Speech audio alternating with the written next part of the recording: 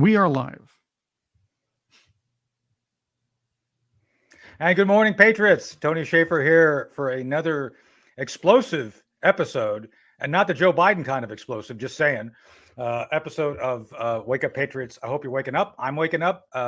Chris is waking up. Chris, have you woken up yet? Or are you snoozing on the job? There he is.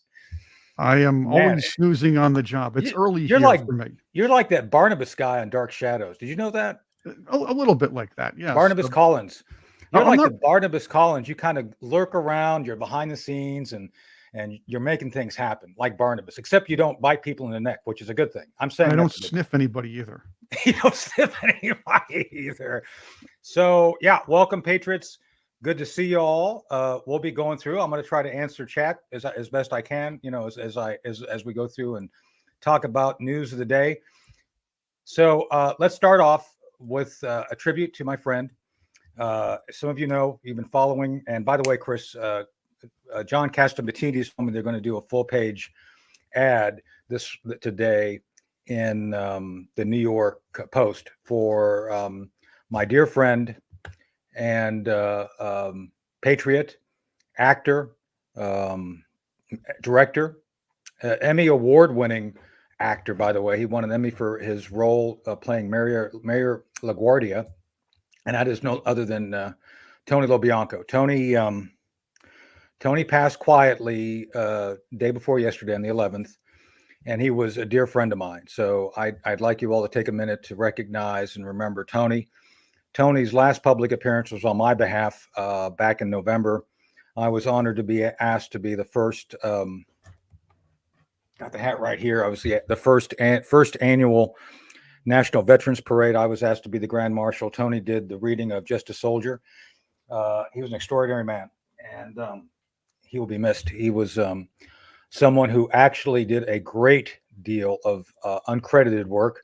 You know how actors take and do things uncredited? Well, Tony did a ton of things uncredited to help the policy side. He worked with me and Dr. Herb London on the London Center before Herb passed a few years ago. He was on our board. I saw him just 3 weeks ago. I made a special trip. Chris knew this. Chris knew I did my own little voyage up the river, right? It's like Apocalypse Now, going up the river to see Colonel Kurtz. But no plantation scene. No plantation scene that I know of anyway. But I did sneak away. I was, nobody really knew except the close folks to me.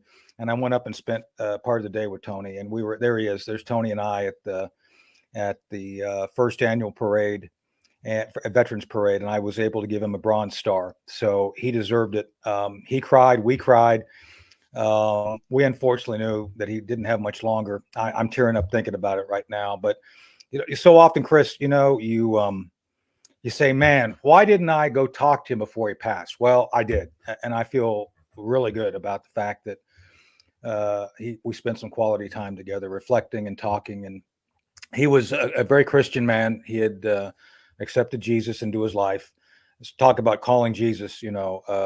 Tony was very much ready to go see God and see Jesus and be with that. And I'm not remotely joking about that. Tony was completely prepared. So God bless you, Tony. God bless you, Elise. Elise is his widow. Well, they're going to have a service next week. One in Maryland where he passed. He had a horse farm in Maryland, which I don't know if people knew that or not, but he did. And then they're going to have another memorial in New York in July at some point. So God bless you, Tony. And thanks, Chris. Thank you for doing the kind of shout out to him in your social media too. It was very nice of you to do that.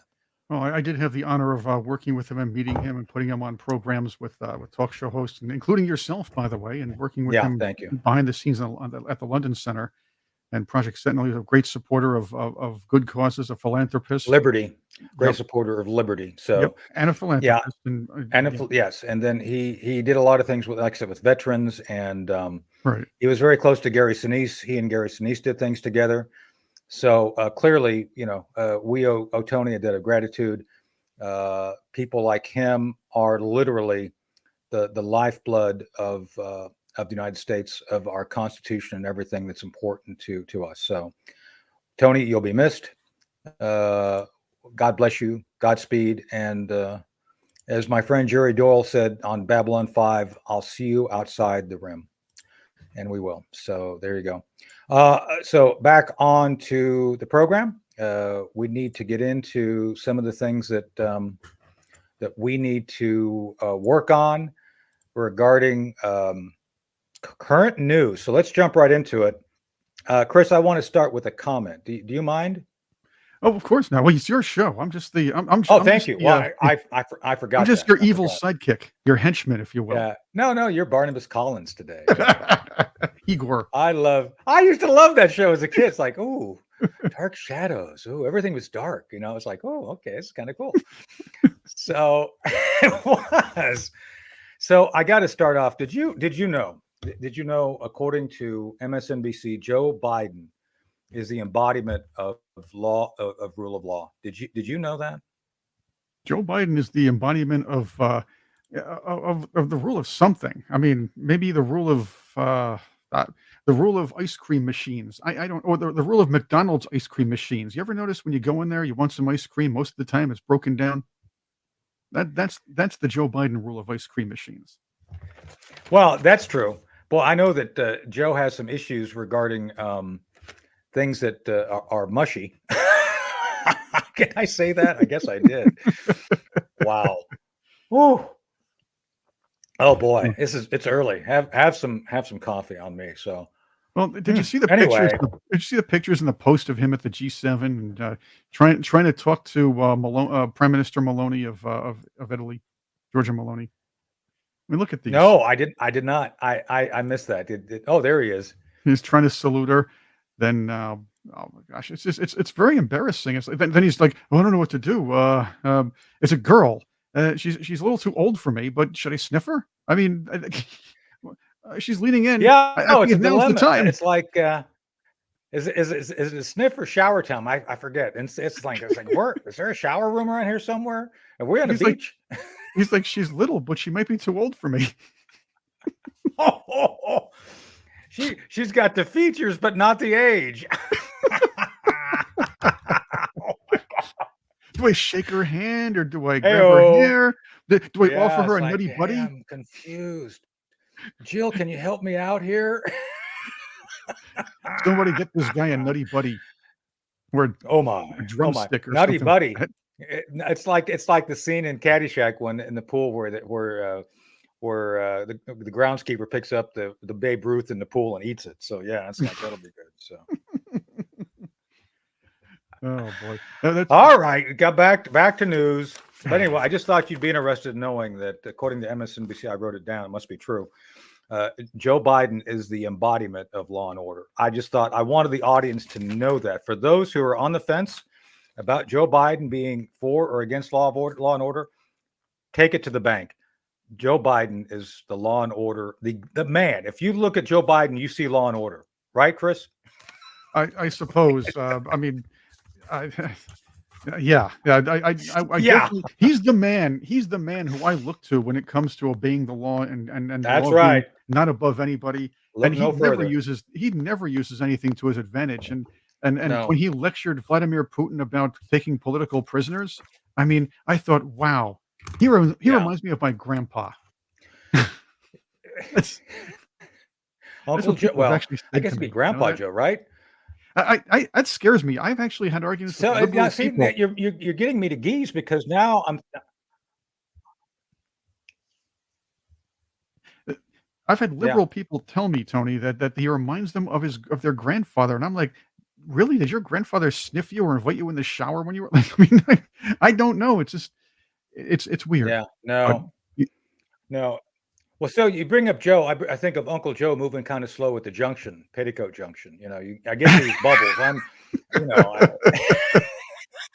I certainly don't have like Joe what? Clark in mind when Petticoat I think of Junction. this Where'd guy. that come from? Next thing you know, we'll be doing the theme of Green Acres. Green Acres is the place to be. What happened to those cool shows? Yeah, it was great. It was great. Oh yes, So that's yeah, right. Joe, I am the law. They're talking about Joe. So before we get off Joe, so to speak, I'm not on Joe. I'm on Joe, Morning Joe, not the Morning Joe like Mika. Mika's on Morning Joe, if you know what I mean. I mean, That's I'm just I'm not All really right. joking about that. People are eating breakfast, Tony. Okay, not happening. All right. Are you getting It's even it's with a me for those technical Nancy Pelosi pictures? it's a technically correct statement. Mika is on Morning Joe, right? I mean, she is. It is. It's like a comedy line that writes itself. You know, Well, maybe, hey, maybe. maybe we should go into writing comedy, Chris. You and I, we could be like the Saturday Night Live writers or something. It'd be fun. We couldn't do much worse than Oh no, Colbert's writers, right? no. Yeah, So yeah, don't insult Green Acres and Petticoat Junction. I'm not. I'm geezing on Petticoat Junction. I love Petticoat Junction. yeah. Good stuff. Good So stuff. yeah. So and Eddie I'm a Albert, Gomer by the way, Pyle was a man. Bronze Star winner in World War II. Eddie Albert was a Navy guy on those landing craft. God bless him. And he you know, a brave guy. So I'm a Gomer Pyle guy myself. yeah. I like So Gomer Pyle. I'm literally a Martin Sheen guy, Captain Willard, because that's why we wrote the book Dark Heart. It's kind of like I had my own voyage up the river. Have you read Dark Heart? And you don't, so you can admit, you can be honest if you haven't, because you Yeah, should. I have. I have. I So when I there's first a got scene yeah. in there. There's an actor. The action. We actually wrote it like it happened. I was actually watching Apocalypse Now. That the scene, the Martin Sheen, the Captain Willard conversation with Colonel Kurtz, when the idea for Dark Heart came to me, it's like, oh yeah, hey, that's a good idea. Horror. Let's go do that to the bad guys and make their life miserable. You know, let's actually do something to win. Let's not just sit here and make Kabul into Minot, North Dakota. You know, but you know, what do I know about these things, right? Exactly. Before Yeah. we get into our guest, I want to get a Tony's comment on something here. Okay. All right. All right. All right. You do that. Merrick Garland is now in contempt of Yeah. Congress. Yeah. Look, I'm not one to believe that anything is done aside from for show anymore. The Republicans have been criticized for not having a spine or a backbone, but they actually did it. They brought this to the vote and they got their majority. A small one, of Yeah. course, it was all on party lines, but the fact is Merrick Garland is now in contempt of Congress. But it doesn't matter that he's in contempt at this point for that matter. The worst thing about this situation is Merrick Garland decided that he had to withhold the audio interview Yes. between Right. Joe Biden and the investigator or the investigators for from his classified documents. Yes.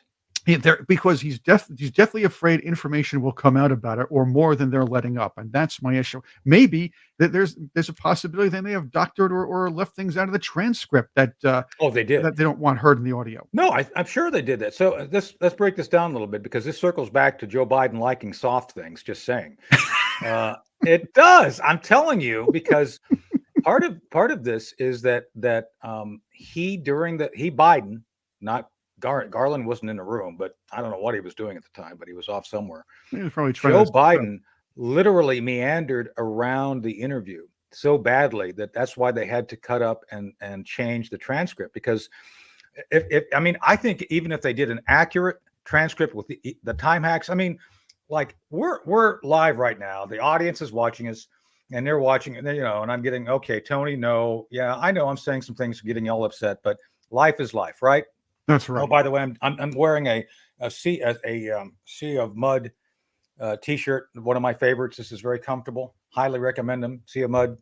Go out and check them out. Anyway, Merrick Garland, his job is to sandbag. I mean, and make no mistake here, but the Hunter Biden thing was a MacGuffin. They threw Hunter Biden to the wolves, and this whole thing of Biden, oh, he's now changing his schedule so he can be with his son. No, this is another virtue signal. And oh, by the way, yes, Virginia, Joe Biden will pardon his son.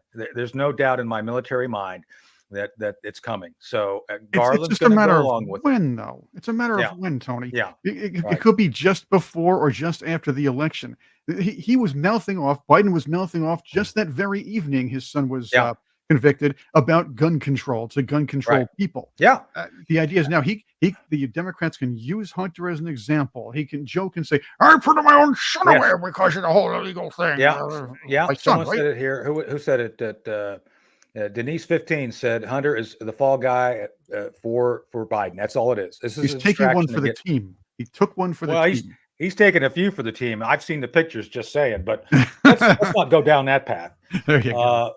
But before we go into our guest, I want to cover one more thing. Oh, no, you can bring him up. That's okay. I got to do a read here. Hey, good morning. Hey, Mike. Hey guys, how you doing? I'm fiddling around trying to find my spot. I am doing well. How are you? Good, Tony. Mike. Good, Chris. Just hey, you guys were just talking. Look what I got in my hot little hands. Oh, fantastic! Thank you for doing that. Excellent. Yeah. Look, I right after our last conversation, I ran out and bought it. I went to. Did you know the internet? Did you know if you go on the internet you can order things? Did you know that? Yeah, they do that a lot. I think Hunter Biden knows that. Hey, I got. Hey-o. Just before I came in, you guys were talking about the transcript. I know a lot about that. What happened? Let's talk about it. Yeah. Yeah. That's why you're here. Yeah. So the transcript that they did that they're talking about not releasing the audio, that was done by the special counsel's office. And that transcription process is done through a court reporting company. It's not done by the White House. So, and I used to do the transcripts for the Lewinsky grand jury. So I know pretty much the process. There has to be a recording and there has to be notes taken by the recorder stenographer that's in the room. And then they hand this off to transcriptionist. And like you said, Joe was wandering around. He used to do that all the time when I was working for him in the White House. Yeah. He'd go to a microphone and he'd walk away from the microphone and you can't hear it. So if you can't hear it, you can't put it in the transcript. You just have to put either unintelligible, like a parenthetical that says unintelligible, or you put dashes or something. But it's him kind of sabotaging his own audio. That's what I was going to say. So, and by the way, everybody, just so you know, Mike McCormick is our guest this morning. Don't walk, run out and purchase the Case to Impeach Joe Biden, because we're going to be talking about Hunter, Joe, and why Joe Biden likes everything that's soft. Just saying. But we'll get into that in a sec. Oh, there he is. There he is holding something soft. Well, I guess it's soft. I don't know. You want to see him holding something soft, guys? Yeah. Yeah. Yikes. Talk about ruining people's oatmeal, but boy, boy. Yeah, see, I'm getting even with you from the other Mika and Joe. Yeah. Mike, Chris is upset with me because I made I stated a statement of fact. Mika is on Morning Joe. How is it that I should get in trouble for stating a fact like that? Right? Because it's people true. are eating breakfast. That's why. No one wants this in their head. I mean, Mika is on Morning Joe. What can I say? I mean, why am I getting in trouble for saying the truth here? Well, I guess that happens all the time. I got to read something. Hold on. I got to read something here, folks. Folks, another day, another breaking news story, and it's not good news. So this is why you have to be prepared for whatever comes. I'd rather talk about anything rather than what's going on. And I really would. I make a living. We make a living talking about kind of not good things. Like Joe Biden and Russian nukes off the coast of Florida, So what we're saying is you can't change the facts, right? I was just talking about something you can't change the facts of, and I'm getting in trouble for saying the truth. We'll leave that out for now. But what I want you to do is go to My Patriot Supply. My Patriot Supply has already helped millions of Americans prepare. I've got their stuff upstairs in my stash of emergency gear and food. These meals that you can order have over 2,000 calories that you'll need if things break down. I'm not saying they are. I'm hoping they won't. We're working to stop them, but just prepared for you and your family. And order these kits today, and you'll get $200 off each. These things are huge. They have a lot of supplies, and you get free shipping. So be prepared. Go and look at their website. Order these kits to help be secure. Secure the future. Secure your family. And so go to preparewithvnn.com before the time runs out on the savings. Again, that's preparewithvnn.com. Preparewithvnn.com. Mention us at Henry. You'll get some free shipping and some money off. So it's a good thing. Again, My Patriot Supply. And go to the website, preparewithvnn.com. Be prepared. Be secure. Do the right thing for you and your family. I've done it. You should do it too. All right, we're back with Mike McCormick. We're talking about soft things that Joe Biden likes. Right? This is like a Jeopardy episode. I'll take soft things that Joe Biden likes for 500. Man, There's so much to talk about with that guy. And it ain't ice cream. Confused in this picture, doesn't he? Oh my, yes, there he goes. Why we have Mike back here today? And tell me go ahead. what you know, and what I'd like to reveal to our audience is Mike saw the action at the Hunter Biden trial. Well, not the good action, but the court action. Just saying. Yeah, I was in there several days, and I was mixing it up with press too, because a lot of the press that they were covering it were White House reporters I used to work with. So I had some interesting conversations, some, kind of talking into the press. We talk about the mainstream media, and we talk about the press as this monolithic organization, this monolithic sort of barrier to the truth. But but what I found out in my conversations was, first of all, I showed him my book. I showed a couple of people. One guy was in the book, said, "Hey, you made a mistake about me in your book." It was Mike Mamoli. So I'm actually writing a correction about that portion of it. And I wrote an apology and a correction in my Substack. I had put him on a plane in Ukraine. He said I wasn't on that trip, but the guy that I also had him sitting next to was on that trip. And I stand by what I said, which is Joe Biden came in the back of the plane and basically said, Putin is never getting out of Crimea. And I remember that specifically. It just, we're working on redoing the thing, because it's on the internet. It's not there's not 100,000 books printed and out in a bookstore. They got to be recalled. Right. Well, obviously I bought a copy. By the way, I did you know if you go back here, there's an acknowledgement plus a scratch and sniff area. So if you scratch and sniff it, it smells like his daughter. That's a good daughter. There you go. The daughter chapter, I highly recommend it. And the shower, but it's after the shower smell. Just say it. I mean, just say it. I need to be accurate about these things. But Mike, I do want to talk about the G7 and your observations regarding this as kind of our last issue. But let's get to the meat. Let's get to the piece that everybody wants to hear about, which is, what did you see at the trial? So, Mike, take it away, please. I went up on Tuesday of last week. That was jury selection day, and I didn't actually go into the room. I just sat and talked with some press outside. Got the lay of the land. Then I went back up on Thursday for Hallie's testimony. Hallie Biden had this relationship with Hunter. What I learned that was unaware to me until she started testifying was she started this relationship with Hunter in late 2015. Bo died Bo died May 30th, 2015. Right. 6 months later, she started her relationship with Hunter. I would believe maybe even, I think they'd probably be even conservative about that. Do you think, I hate to jump in here, but do you think maybe shenanigans were going on before he passed? Just asking. So I don't know. I would hate to say that was the case. What I've seen in the laptop emails is she was very concerned about her husband's health, but Hunter Biden was also getting compromised with prostitutes in Paris in June 2015. So he still had, 2014. So he had a roving eye in 2014.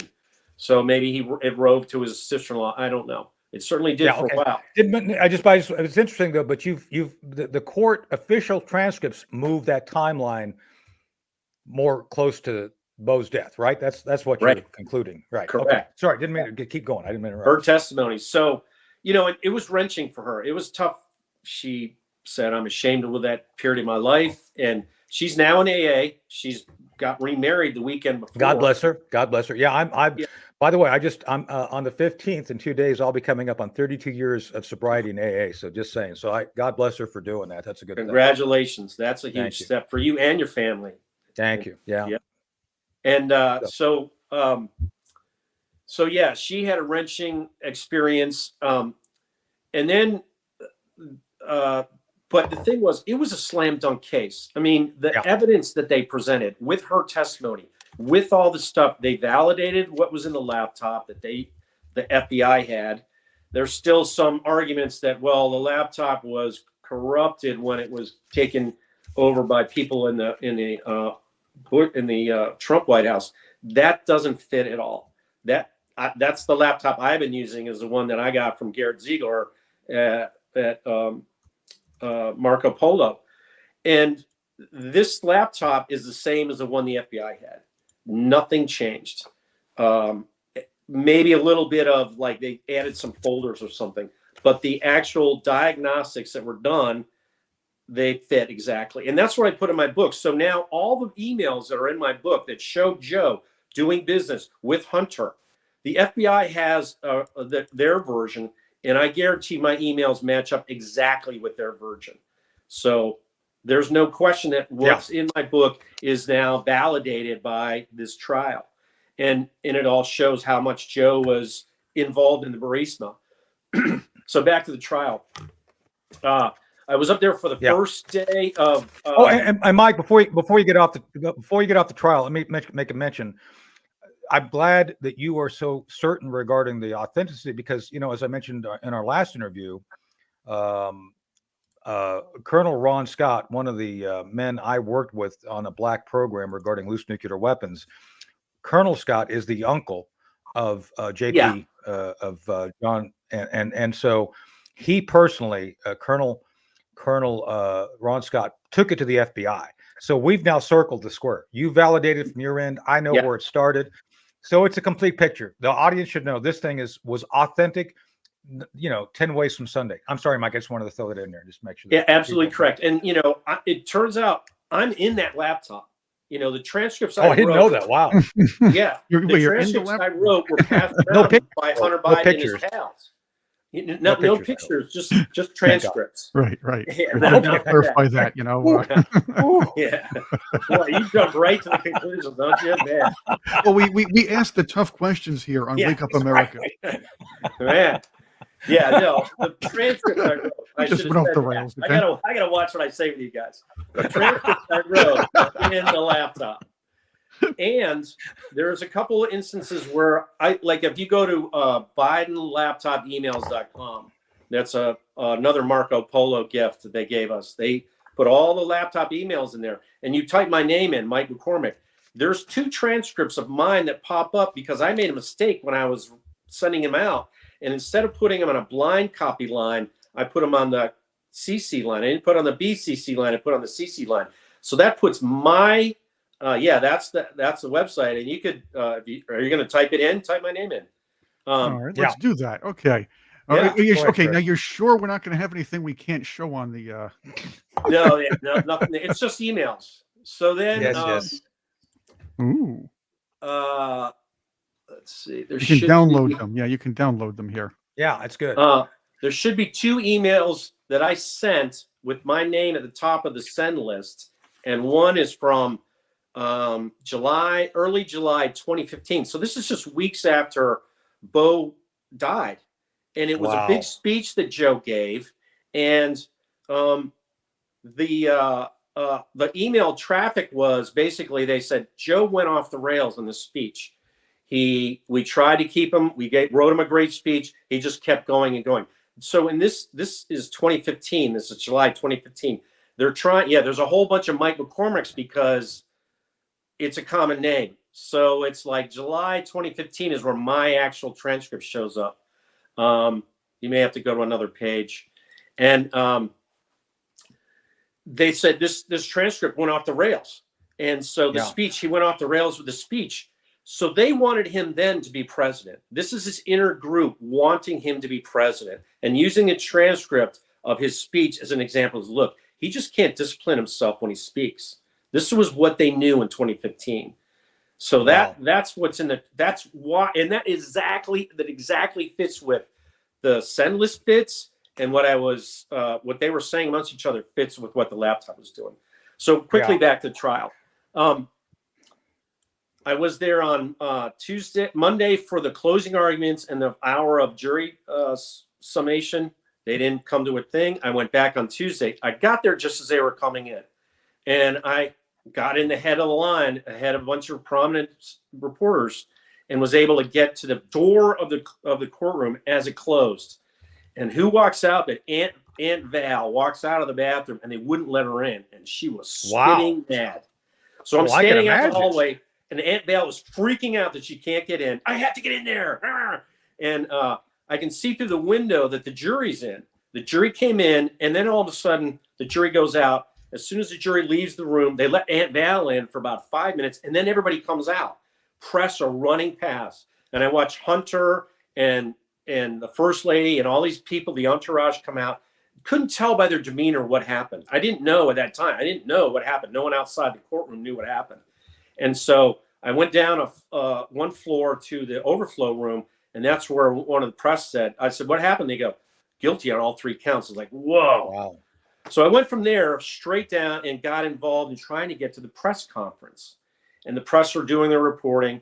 And I wound up in the press conference.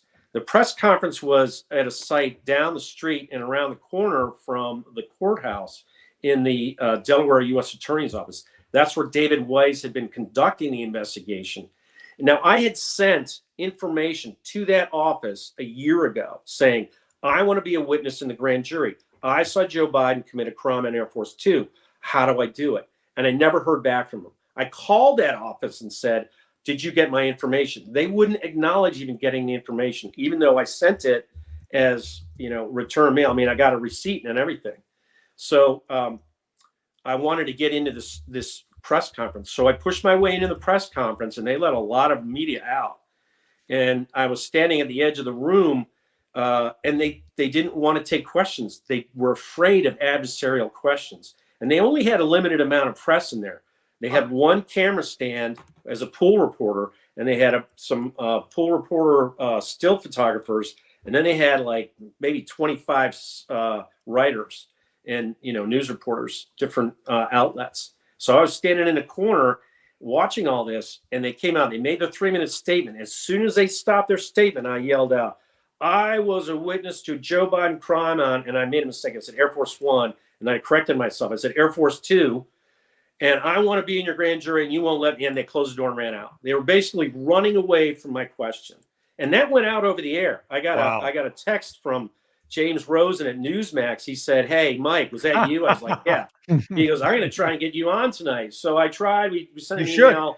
It didn't work out with them. I'll be on OAN later today.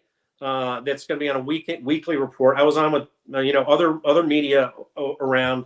So yeah, it's actual news. So then what I did was I went downstairs. I'm sitting out at this patio table I'm emailing back and forth to James and some other people. And who walks out but one of the attorneys?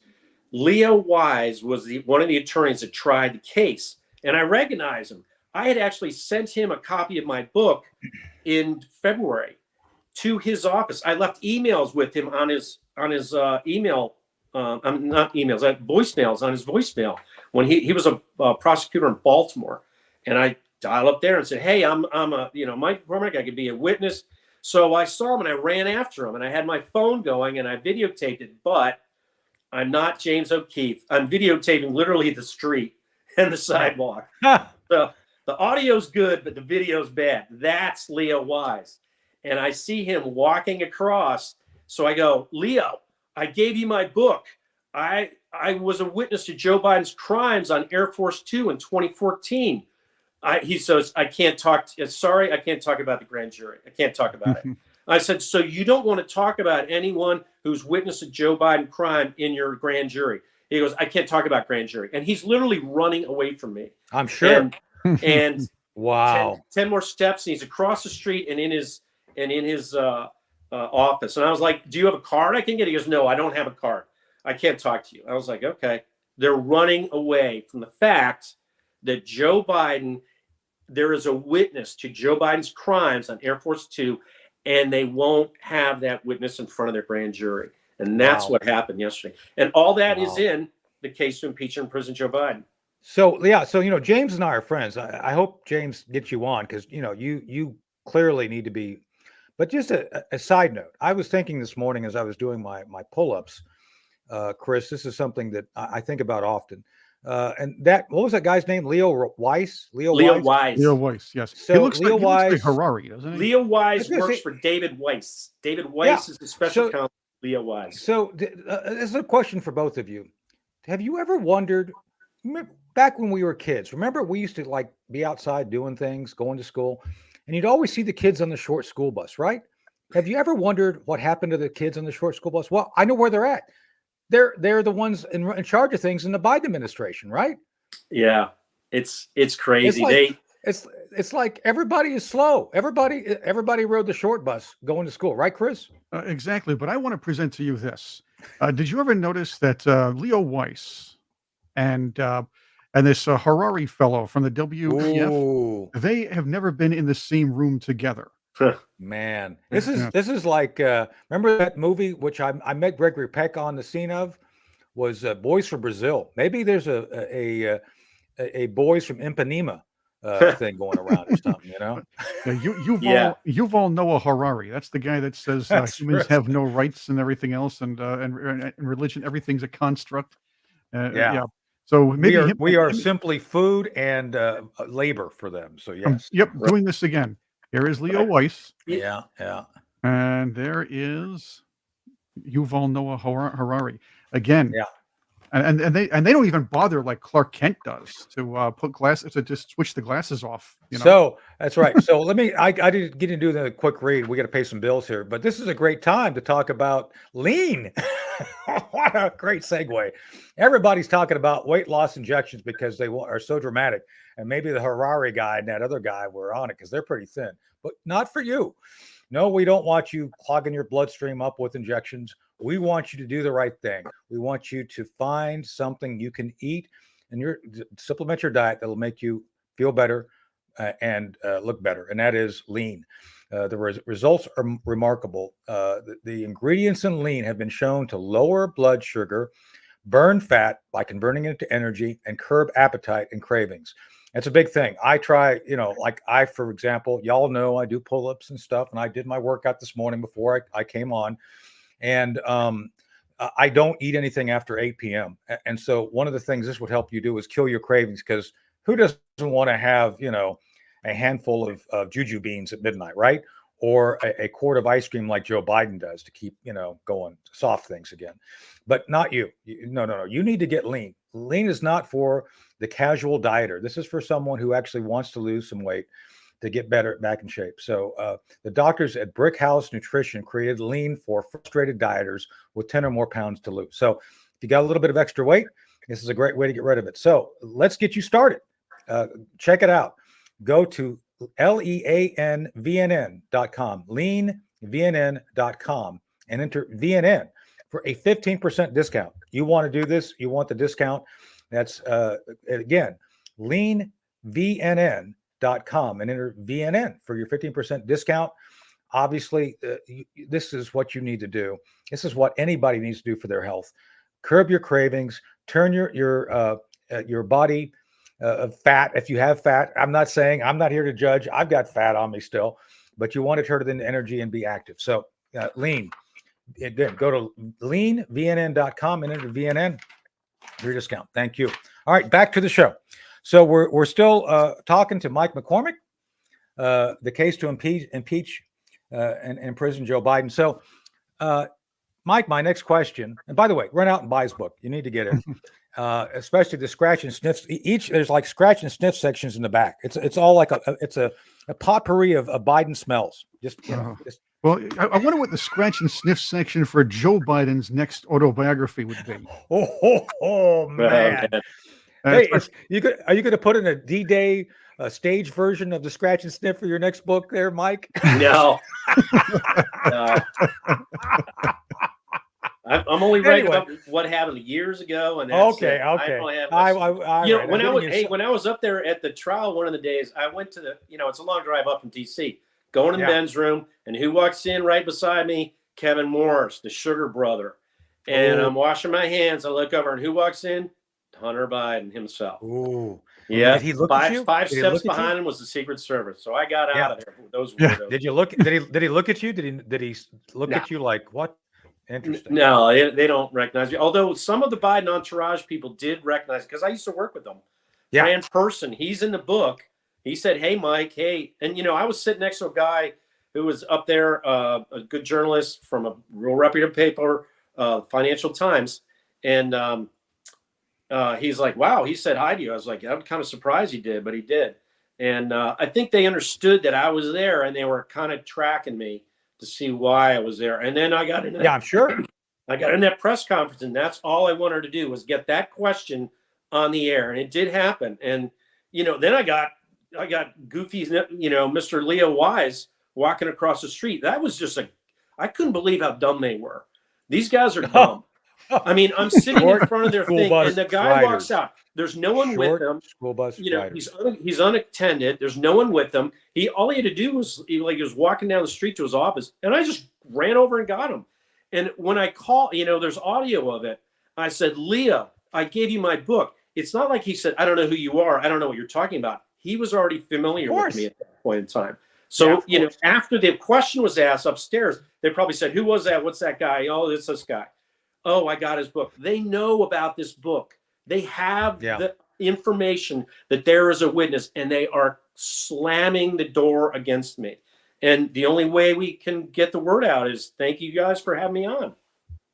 Yeah. Well, we're going to continue to do that. And Mike, always, as I said, when we did you on the Hard Truth, we're here to help get this word out. And as long as you can stand our little snarky sense of humor. Yeah. I mean, I say these things, but I say them to make a point. So just saying, it's not total, just like hilarity. We're trying to make a point. So my next point is, do you think Hunter Biden will serve a day in jail for this? I don't know. That Biden's lying about everything. Yeah. He may not pardon him, but he'll commute the sentence down to I don't know about 10 this, minutes right? or something.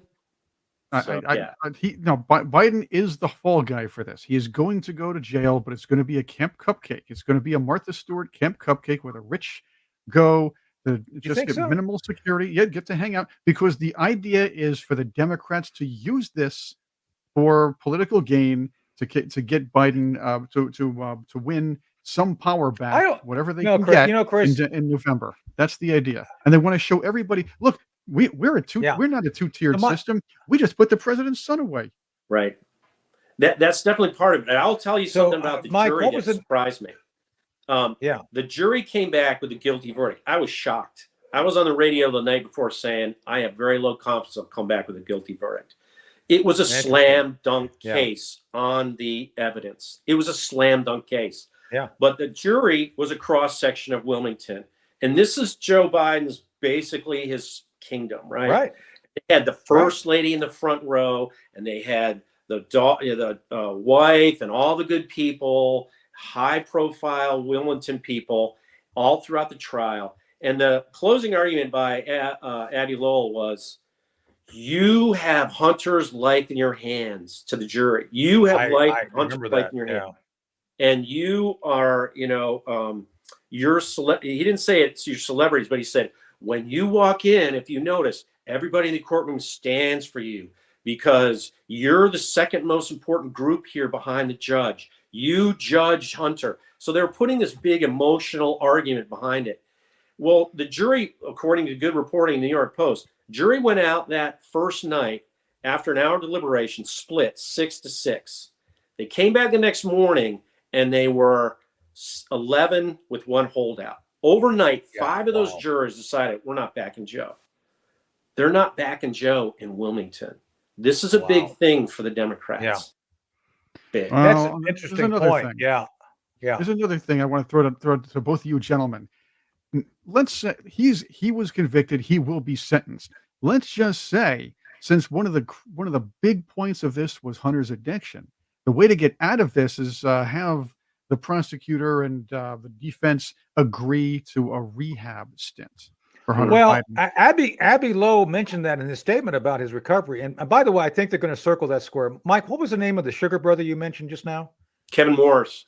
So I think what they're going to do, the sentence is going to be drinking Kevin Morris's bong water for 30 days. And that way it's kind of takes care of both. It's kind of punishment. And it's like, okay, well, it's kind of rehab too. You're getting a little bit of a high. So I think that's what they're going to do. So I think that's where they're going with this. Because they can turn around and say, what would jail do? We did sentence him. We're going to put him away anyway, but this time it'll be rehab. And if he screws up, he'll go to jail. But we know what's going to happen. Well, I speaking of that, so I was just watching Robert Guevara, the lawyer guy, and he was saying, he's in recovery too, by the way. He's saying Hunter says all the right words, but he doesn't put them in the correct order or context. And I agree. Hunter is not recovered. He's not recovering. Just Right. saying. That cocaine. They all know whose cocaine that was in the Right. White House. Exactly. That's right. It wasn't Beaker's. It wasn't Jake Sullivan's. Just saying. Well, it could be. There he is. It could be what they put in the ice cream. Could be. Well, I'm still trying to figure out what Mike, do you know? I've been asking people, do you know what vodka flavored ice cream tastes like? I'm just asking because it's like Nancy's favorite. Nancy, yeah, I know. I don't either, but Nancy typed. And by the way, have you noticed that she and Justin Trudeau share the same eyebrows? It's like they're always they're like separate things. It's like potato people, or the potato Mr. Potato Head and eyebrows. So anyway, I digress. So I did want to get you before you go. We're coming up to the end of the show here because it's been another action-packed hour. But Mike, one of the things you've witnessed firsthand, and I think we've done a good job, and thank you for being here to tell us about the Hunter Biden trial. We want to have you back. Obviously, we want to have this as a dialogue. Chris and I are now going to be hosting this program, Wake Up Patriots, twice a week. I don't know how we got roped into it. I don't know how it happened. One day I woke up and it's like, hey, we have a show. Would you mind? It's like, well, I guess, we can jump in. So that's why we're here. We're just kind of random guys I picked off the street. But with that said, this is an opportunity. And, I know James Rosen, and I want to help try to get this promoted to the right people, because this is important stuff. And this is not going away, because we have to talk about the sentencing. We got to talk about the Merrick Garland, God bless. The Merrick Garland contempt, which is going to be next week, or they're going to vote on it today. I think they're going to do it. But my question to you is regarding the 2014 flight. You mentioned the 2014 flight and some of the things in your book. Again, people need to go out and grab it. A case to impeach and imprison Joe Biden. By the way, do they have soft serve ice cream in prisons these days, Mike? Just in case it happens. I mean, no idea. You might be able to get them in, because if you just say, Mr. President, we're going to put you in prison, but you have all the ice cream you want. He may just go for that deal. Just saying. So anyway, but my point being is that Joe Biden opened the door for Putin to do what he did. He actually made the statement in right before the beginning of the invasion. Yeah, if he just takes a little bit, what's the big deal? So I have a two-part question. Do you think Biden understood what he was saying when he said, hey, it's no big deal? And then secondly, regarding the fact he said it, why is it that nobody actually references that as a precursor to the invasion, that Joe Biden kind of told Putin he could do it? So over to you. Wow. I don't remember that. That's the first you're telling me. Yeah. I've heard that. Let me bring it up. That'd be fantastic. That's really no. I mean, he said it right before the invasion, but I'm just referring back to when you guys were on the plane together, him constantly deferring to Ukraine. But he said publicly in what year did Putin go in, Chris? Was it March 23rd, 2014? Yeah. Yes. So right before that's when he went in. That's when he went in. When he went in again, I believe. Yes. Yeah. So anyway, but Biden seemed to be determined to kind of just go soft on Putin. So what do you think? Okay. So wait, you're saying he said it was 2022 when he went in the second time. That's what he said. If he gets a little bit, it doesn't matter. Yeah. Oh, I see. So he was president at that point in time. I got you. Okay. Now I understand. And so repeat your question again real quick. So do you think Putin has been essentially emboldened by Biden? Biden saying soft and squishy things because he likes soft things back when he was vice president, kind of playing both sides. Some of the money, as you know, Mike, that was bribed came from the mayor of Russia, a mayor of Moscow. Sorry. Right. So I think Biden was playing both sides. I don't think Biden actually cares about who wins in Ukraine. I think he's playing both sides.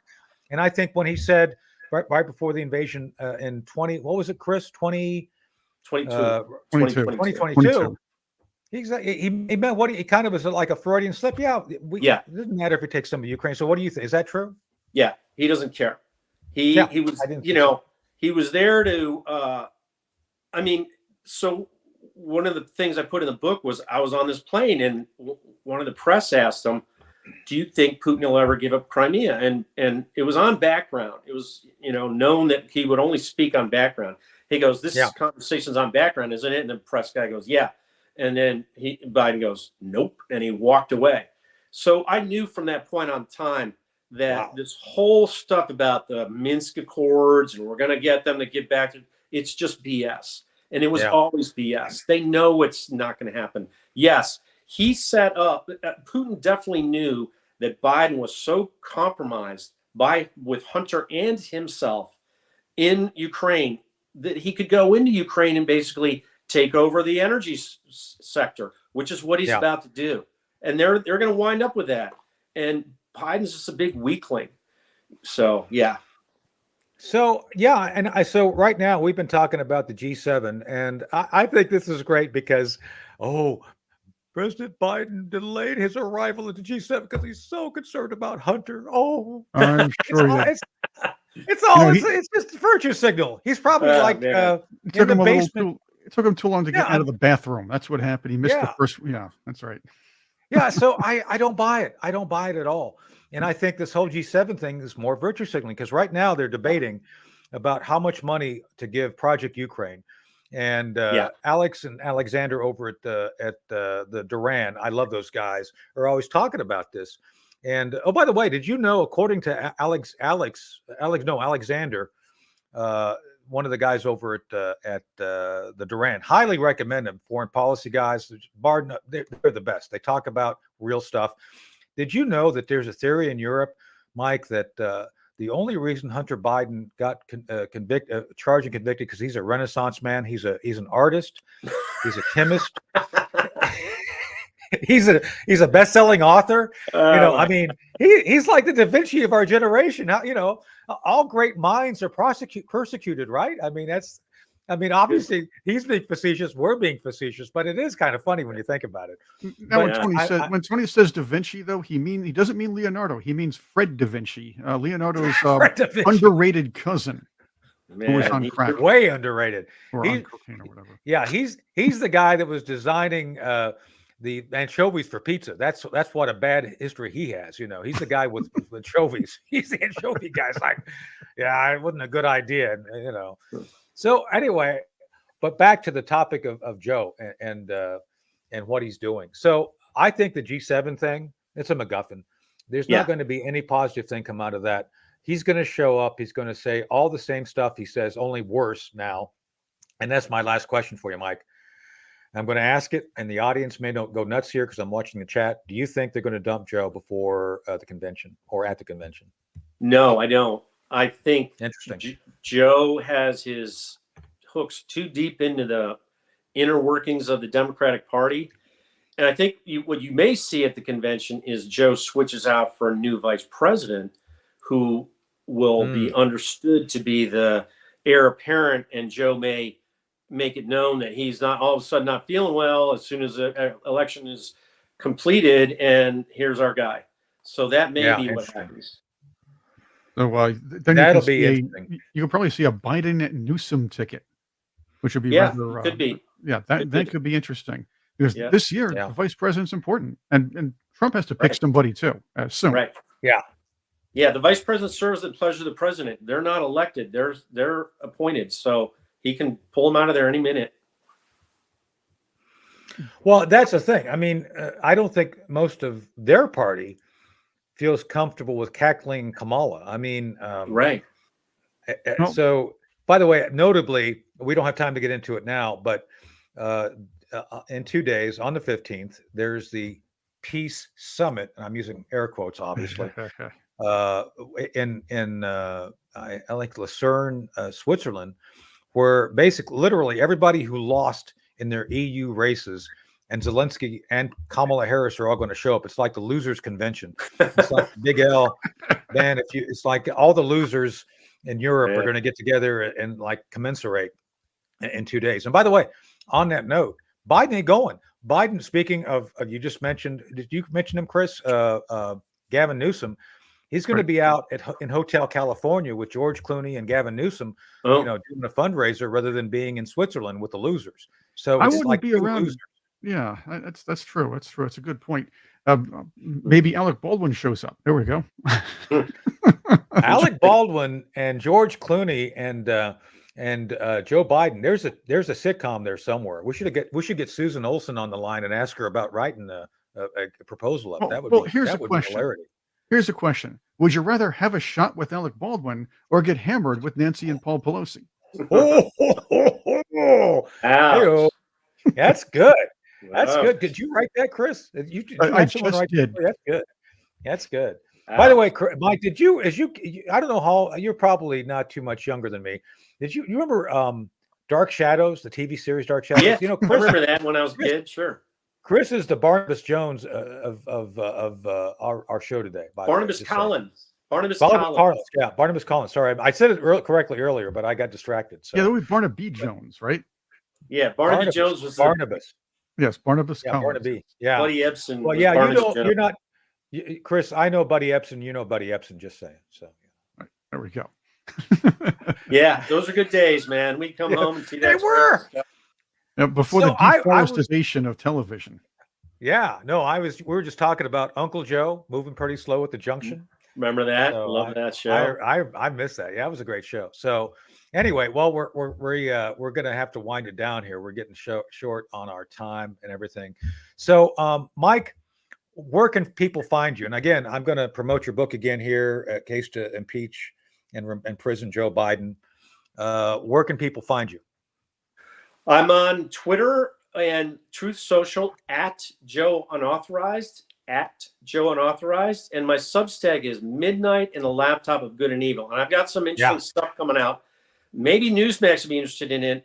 How the Cardinal McCarrick, the pedophile cardinal of Washington D.C., was working closely with the Obama-Biden administration in 2014, 2015 on very sensitive international topics as a spokesman for Pope Francis.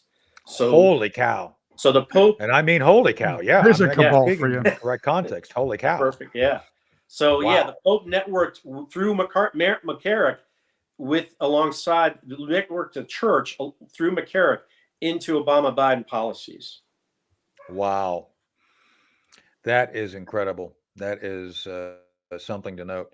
So let me ask you, are you going to continue to kind of expand out on that a little bit in your research and what you're doing right now, Mike? Or what are you going to do about that? Are you going to follow? You're going to follow the tendrils? Yeah, there's three parts to it. I went off of White House visual logs. So McCarrick was very active visiting White House Chief of Staff Dennis McDonough in 2014, right around when they were the current Secretary of VA, the Veterans Affairs guy, And that was right around when they were writing up the Alliance for Prosperity, which was the big giveaway that Joe gave $500 million to the drug dealers in Honduras from 2014 to 2016. So McCarrick was using Catholic Charities to network into these countries. There was 3 countries: El Salvador, Guatemala, and Honduras. And the cartels were all over this process. And the church was partnering with them. Oh, I'm sure. And so then they also did work. Wow. The Pope and McCarrick did work specifically together on the Iranian nuclear. They're trying to push the Iranian nuclear deal for Biden and Obama. And then there's a third one where they used Cardinal McCarrick and the church to demean the Catholic Church. There was an underground Catholic church very strong in China, and they got written off by McCarrick and Pope Francis. And basically, they turned the Catholic Church over to Xi Jinping in 2019. Actually, it was a little bit later than that. So this guy actually sounds more like an agent of Satan than God. I mean, everything you're saying here, just, kind of. He was an agent of somebody. Who was he working for? Nobody knows. I don't know. That's interesting. That I'd like to talk more about that, because I have some Catholic friends who are always upset that say I don't do enough to highlight the Catholics. Right, Chris? I think we know who they are. That's simply because I don't know. I tell people I'm a Druid because I like sky-clad ceremonies, naked girls dancing around fires. Who doesn't like that, right? I mean, I don't understand how that's not a good thing. Well, but that's just me. People have said, nice guns, Tony, today, and you look great, and they're looking for the eye candy and everything. But the fact is, Tony stays in shape because of all this not paying enough attention to the Catholics. He's outside dodging lightning bolts. And that's how the man stays in shape. That's right. That's the secret right there. That's right, man. I'm telling you. My mom said you need to be a moving target. To get moving targets are harder to hit, and that's true. So just saying. Well, Mike, God bless you. Thank you for being here. Speaking of good guys, we appreciate you being here and giving us your insight on the Hunter Biden. And I still think that this whole thing is a throwaway. I think the real issue is trying to get Hunter to take the bullet for Joe. Right. He's like a sandbag, only with girlfriends, I guess. Right. So. All right. So we'll definitely have you back. I got to do another read here real quick, Chris. One last read. Here we go. Let's see. If you go to bed thinking about debt, you probably wake up thinking about debt. Here's the truth: the system traps you in debt. High interest credit cards and loans make it nearly impossible to pay off your debt, and insane inflation keeps you stuck paycheck to paycheck. So this is why you need to be done with debt. It's your lifeline. Done with Debt is an ingenious new strategy to help you erase debt fast and easy, much easier than you thought. Done with Debt analyzes all the debt options you qualify for. They know how to reduce bills. They know how to cut interest rates, which is huge right now. You need to have those interest rates cuts to get ahead of it. Their skilled staff of negotiators will help you figure out a path to get out of debt permanently, without bankruptcy and without a loan. Done with Debt are experts in a brilliant strategy for eliminating debt, but you need to hurry because some debt solutions are time sensitive, which is true. You need to get ahead of this and be vigilant. Here's how easy we make it. Go to donewithdebt.com. And that's donewithdebt.com. That's it. Go to that website. Select VNN, Vigilant News Network, at checkout. That's it. Donewithdebt.com. You will thank us later for helping you today. All right, Chris. Still there? Hello? I'm sort of still there. There he is. There's Chris. There's Mike. Slow on the draw, as always. No. It's you're in the dark shadows. I was too engulfed in Barnabas that discussion you had about, that's it. So anyway, Mike, we'll have you back next week if you're available. I'd like to continue that's great. this discussion. We'll be post G7 then. We'll see how many soft things Joe Biden was able to touch or eat. I don't know what that's going to be. We'll have like a count. That'll be fun. Chris, we'll see you tomorrow morning, right? We're back hosting again tomorrow morning. It's like a two. We have a couple of cool guests, Tony, coming up. We have Angie Wong back tomorrow because she was so shocked. She's joining us, and we're going to have her coffee. We got to have coffee with her. It's a promise. That's right. Monday, Cheryl Chumley is going to be on with us. Cheryl from the Washington Times. Yeah. Yeah. So and then down the road, I guess I can spill the beans here a little bit. We're going to have some of our rock and roll friends. That's correct. And Hollywood friends showing up. Some of these people were actually in bands, and one of them says she was not in a fake band. Remember that yesterday was what I was talking to a certain child TV star. It's like, we weren't a fake band. It's like, okay, fictional band. It wasn't a fake band. It was a fictional band. We'll explain it. Right. Stand by. We'll explain it next week when she's on, because she'll speak for herself and all that. So anyway, thank you all for being here. This has been another great episode. Mike, God bless you. Thank you for giving us the insight. Chris, we'll see you tomorrow morning. See you all, Patriots, tomorrow. Be safe, be hearty, and have fun. See you soon.